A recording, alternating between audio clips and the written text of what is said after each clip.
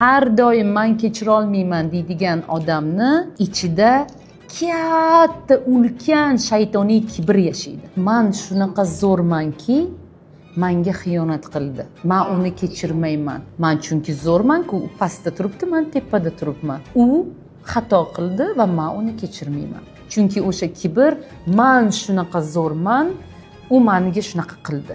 Men shunaqa yaxshiman, u menga pichoq urdi deydi.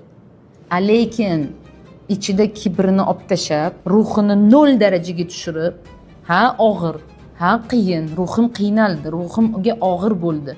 Lekin shu yerda men nimani o'rganishim kerak? Shu vaziyat menga nima uchun berildi? Bu yaratganning istagi bilan bo'ldi-ku. Alloh bunga izn berdi-ku. Demak, shunaqa bo'lishi kerak edi-ku. Lekin bunda mening darsim nima? degan savolni bersangiz agar, o'shanda siz nimaga menga shunaqa qilishdi emas, bir tomonlama qarash emas, balki oynani bundoq qilasizda o'zingizga qaratib, men uchun bu nima uchun kerak edi? Shu vaziyat menga nima dars bermoqchi degan savolni berishni boshlaysiz. O'shanda siz kibrlanib xafa bo'lmaysiz, balki shu vaziyatdan to'g'ri xulosa chiqazasiz.